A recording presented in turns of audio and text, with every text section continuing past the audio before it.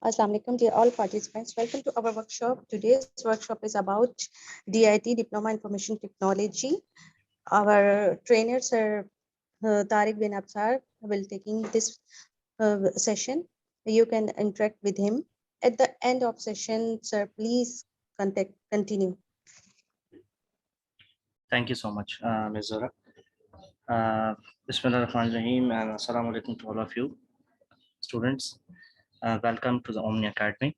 And today is our workshop regarding DIT, Diploma in Information Technology. As you know very well, हम सबसे पहले start करेंगे मैं आपको अपना introduction दे दूं. So let me introduce myself to all of you, right? My name is Tariq bin Absar. As far as my qualifications are concerned, right now I'm currently doing a professional qualification from UK, which named Chartered Institute of Management Accounts. I have also done my master's in business administration from Muhammad Ajila University in 2007 and 8. Also done my bachelor's of commerce, and along with this, all these qualifications, I have also certified from Tech Certified Computer Professional Program, 3 years software engineering program. और अगर professional qualification की बात करूं तो qualification के बाद experience की तो वो आपके सामने है इधर आ रहा है. थोड़ा सा मैं इसको कट शॉर्ट करके आप उसमें व्यू कर सकते हैं. ये तमाम मेरा ये right now I am currently working with the Swiss company named Archroma. और वहाँ पे मैं ये 2-3 चीज़ें पैरेलल देख रहा हूँ जो आपके सामने हैं. Also my designation as a visiting lecturer in federal Urdu university last 2 years, right?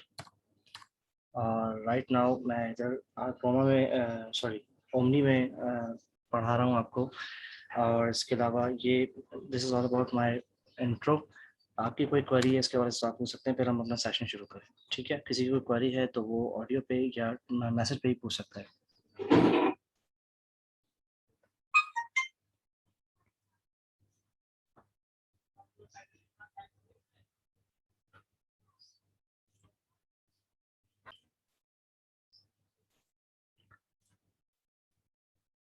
Bismillahirrahmanirrahim. Welcome to the Omni Academy.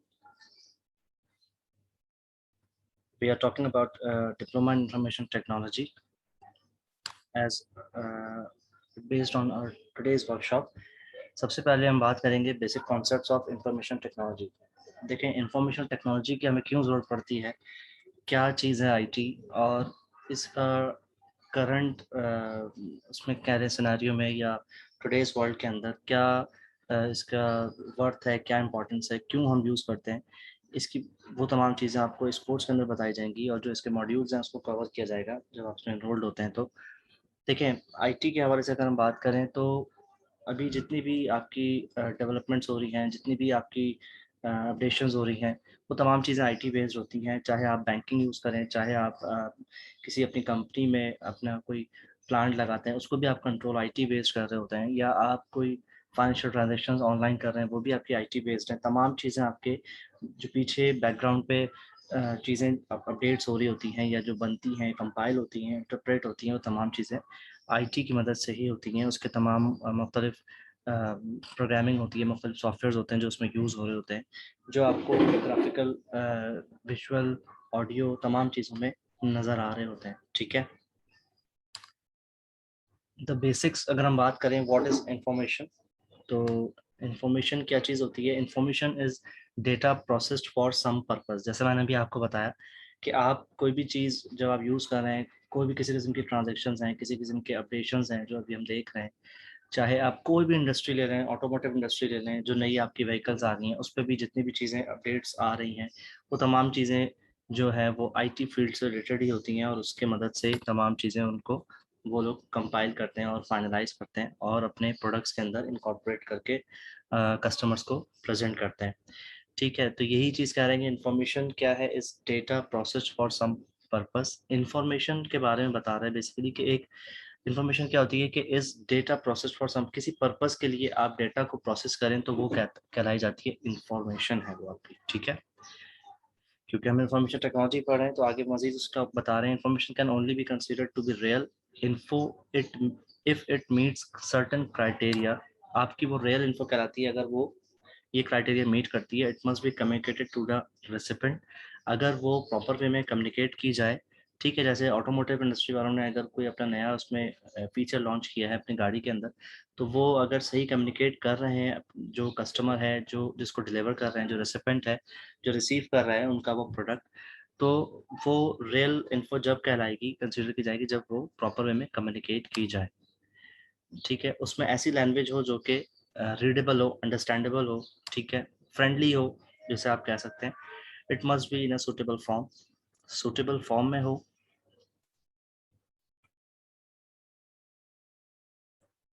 ठीक है, इसके अलावा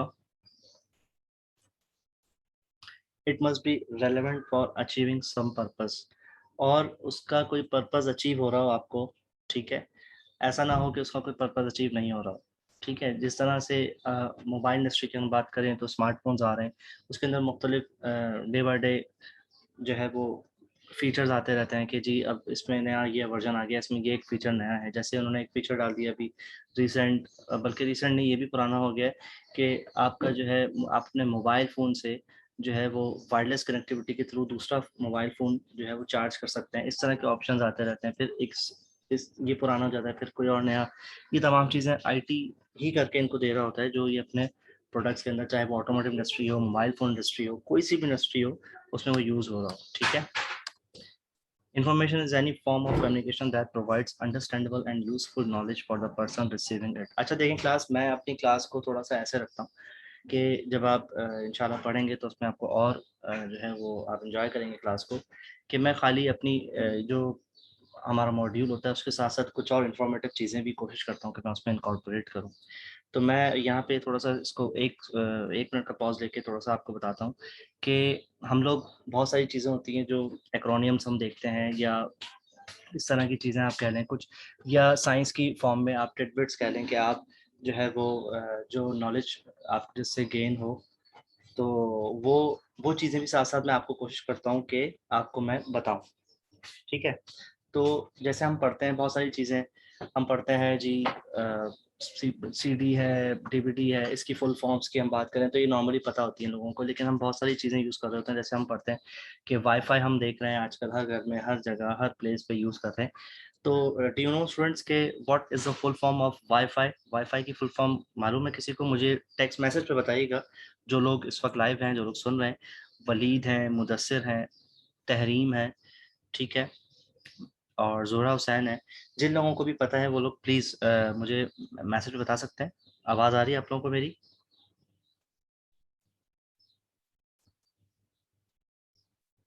हेलो, जी क्लास। आ रही है आवाज, आ रही है आवाज। किसी को नहीं मालूम इसका? चले मैं ही बता देता हूँ। कोई मैसेज नहीं करना चाह रहा है मुझे कि वाईफाई की फुल फॉर्म क्या होती है? वाईफाई की फुल फॉर्म होती है वायरलेस, डब्ल्यू आई और एफ आई होता है ना, वायरलेस फिडेलिटी। ठीक है, अब वायरलेस फिडेलिटी, फिडेलिटी मतलब होता है रिलायबिलिटी, या मतलब ऐसी चीज़ हो जो बहुत ही आपकी स्मूथ उसमें रन हो रही हो। ठीक है, ये ट्रस्ट वर्दी कह लें आप। तो वाईफाई की फुल फॉर्म क्या आ जाती है? क्या आ जाती है आपकी वाईफाई की फुल फॉर्म? Wireless Fidelity. ठीक है जी। इसी तरीके से एक दो चीज़ें और मैं आपसे शेयर करना चाहूँगा, पूछूंगा आपसे, ताकि आपको जो है आपकी क्लास का इंटरेस्ट उसी तरह डेवलप हो। इस तरह से हम एक और अगर बात करूँ तो एक चीज़ हम पढ़ रहे होते हैं, बहुत नॉर्मली हम काम कर रहे होते हैं, पीडीएफ हम पढ़ते हैं कि पीडीएफ फाइल बना के दे दो मुझे, पीडीएफ मेरा रिज्यूमे अपलोड करना है, पीडीएफ पे चाहिए फलानी जगह पे, हम पढ़ रहे होते हैं। तो पीडीएफ की फुल फॉर्म किसी को पता है? Do you know about the full form of PDF? जो एक्रोबैट फाइल होती है हमारी, किसी को मालूम है? कोई मैसेज नहीं कर रहा है, कोई इंटरेक्टिव सेशन नहीं हो रहा है, तो मज़ा नहीं आता जब तक कि आपका सेशन इंटरेक्टिव ना हो। थोड़ा सा मैंने डाइवर्ट कर दिया अपने सेशन को, और मैं एक्रोनिम्स की तरफ चला गया, पूछ रहा हूँ आपसे ताकि आपकी नॉलेज थोड़ी सी उसमें पॉलिश हो जाए और आप उसको गेन कर सकें चीज़ों को। कोई मैसेज नहीं करना चाह रहा कि पीडीएफ की फुल फॉर्म क्या होती है? चले मैं बता देता हूँ पीडीएफ की फुल फॉर्म भी। पीडीएफ की फुल फॉर्म होती है क्लास मैं वेट कर रहा था कि शायद कोई बता दे, शायद किसी के पास से आ जाए। पोर्टेबल डॉक्यूमेंट फॉर्मेट इसकी फुल फॉर्म होती है, पोर्टेबल डॉक्यूमेंट फॉर्मेट। ठीक है, वापस आते हैं क्लास की तरफ। इंफॉर्मेशन पे हम थे। Information is any form of communication that provides understandable and useful knowledge for the person receiving it.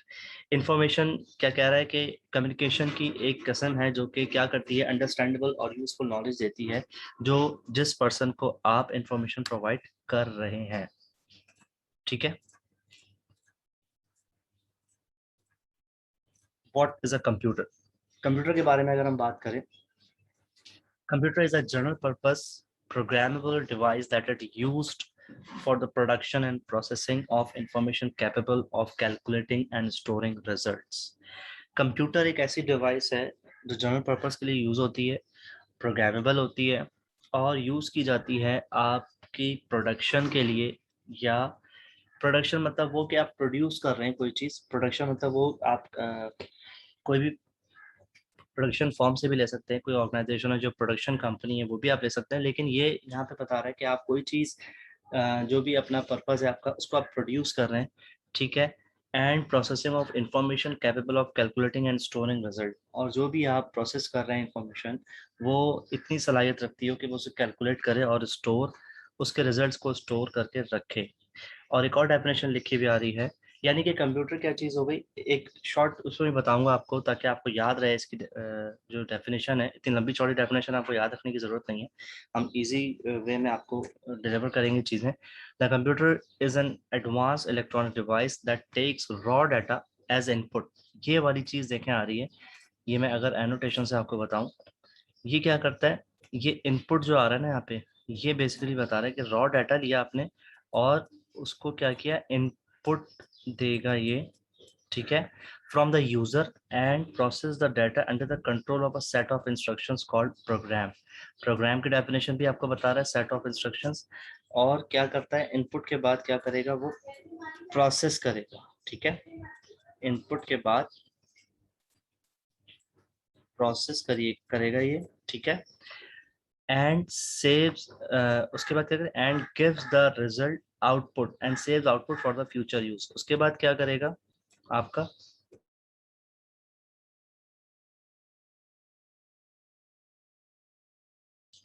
ये यहाँ पे जो रिजल्ट आएगा वो आपका आउटपुट आपको प्रोवाइड करेगा। ये जो पूरा मैकेनिज्म आपको मिलता है यहाँ से लेके यहाँ तक, ये बेसिकली डेफिनेशन है आपके कंप्यूटर की जस्ट। ठीक है, input process output. It can process both numerical and non numerical calculation. ठीक है, न्यूमेरिकल भी करेगा, non numerical arithmetical and logical calculation करता है। या आप पढ़ेंगे आगे जब आप अपने मॉड्यूल्स को कवर करते हैं तो उसमें तमाम चीज़ें आपको बताई जाएंगी। ठीक है, आगे चलते हैं, थोड़ी सी और चीज़ें डिस्कस करते हैं। ये कंप्यूटर की पिक्चर आ गई। What does computer stands for? मैंने आपसे कहा कि हम अपने सेशन को थोड़ा सा इंटरेक्टिव रखेंगे ताकि आपको आप अपने सेशंस को एंजॉय कर सकें और आपको समझ में भी आए चीज़ें। तो ये कह रहा है कि what does computer stands for? Computer की भी फुल फॉर्म होती है। Does anybody know the full form of computer? अब तो क्लास आप बता सकते हैं, कुछ तो बोलें, मैसेज पे ही टाइप करके बताएं, बता सकते हैं इसका, जो सुन रहे हैं जो लोग मुझे, कि कंप्यूटर की फुल फॉर्म क्या होती है। ये नो आइडिया, कोई कोई इंटरेक्शन नहीं हो रहा है कि नो आइडिया या बता सकते हैं फुल फॉर्म या एनी आइडिया, कुछ तो इस पर रिप्लाई करें अगर आपको आता है तो। नहीं भी आता तो भी रिप्लाई कर सकते हैं कि नो आइडिया करके इंसान बता सकता है। Sir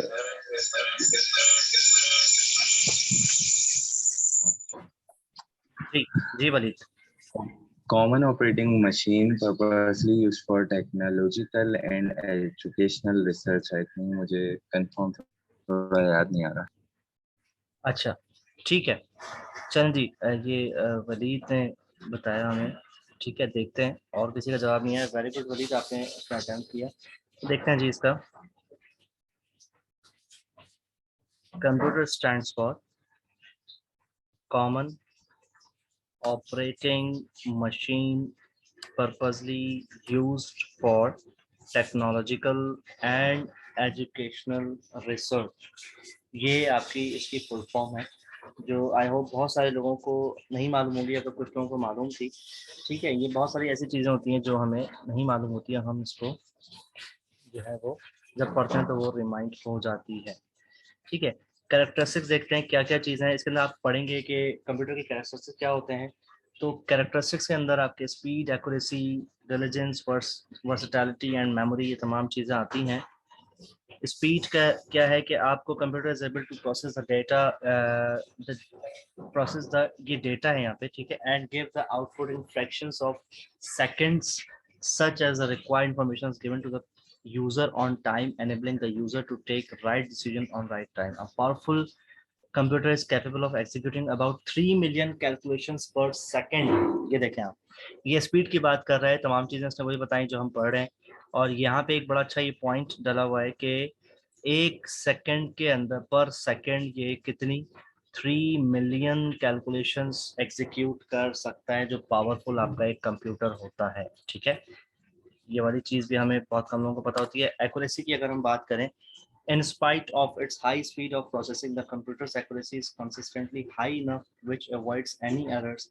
If at all there are errors, they are due to errors in instructions given by the programmer.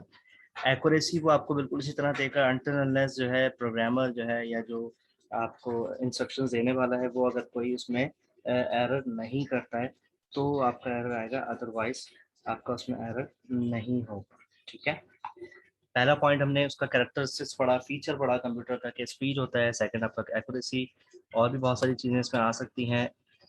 अब आगे आ रहा है रिलायबिलिटी, यानी reliable. The output generated by computer is very reliable, but it is reliable only when the data which is passing as input to the computer and the computer which gives instructions are correct and reliable. Same वही चीज़ है, ये आपको बता रहा है कि जो आउटपुट आता है वो बहुत रिलायबल होता है। देखें, कंप्यूटर जो है ना, बेसिकली मैं आपको बताऊं, वो आपकी अपनी ज़बान, वो ज़बान समझता है, आप समझ लें, जो आप उसको जिस तरह से बोल रहे होते हैं वो बेसिकली उसी चीज़ को रीड करके, इंटरप्रेट करके आप तक वापस पहुंचाता है। ठीक है, तो आप अगर उसको सही इंस्ट्रक्शंस देंगे तो वो सही देगा, आप उसे कहेंगे गलत इंस्ट्रक्शंस कोई उसमें डालेंगे तो वो आपको गलत इंस्ट्रक्शंस देगा। ठीक है, इस तरह से आप याद रखें। तो रिलायबिलिटी आपकी वहीं पे होगी, जैसा आप उसको बोलेंगे सेम वैसे ही करेगा। समझ लें उसको कुछ नहीं पता, जो आप बता रहे हैं वो उसको उसी प्रॉपर मैनर में करके देगा जिस तरह से आप उसे बोलेंगे। स्टोरेज कैपेसिटी की बात करेंगे, ये थोड़ी सी हमारी बात रह गई है, उसके बाद इसको वाइंड अप करेंगे सेशन को। The computer has a provision to store large volumes of data in the small storage devices, which has a capacity to store huge amounts of data and has the retrieval of data an easy task. Storage capacity, large volume of data ये store कर लेता है और उसे आप retrieve भी कर सकते हैं। खुदा न खास्ता अगर आपका डाटा लॉस होता है, डिस्ट्रॉय होता है, बर्न होता है, ठीक है, या स्टोर हो जाता है, तो उसमें आप उसको रिकवर कर सकते हैं। उसके बहुत सारे मेथड हैं, क्लाउड बेस्ड आ गए सिस्टम अब। ठीक है, आपकी वन ड्राइव, क्लाउड बेस्ड, ये तमाम चीज़ें आ गई हैं जिस पे आप अपना डाटा रख के दुनिया में कहीं भी जाके यूज़ कर सकते हैं।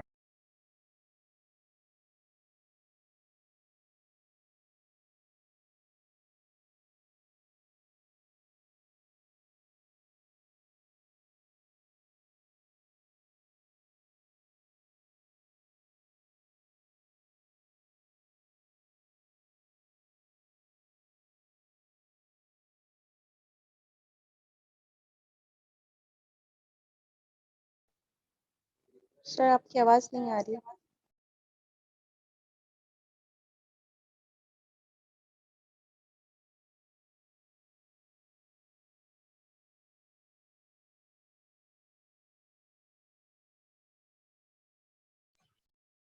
जी,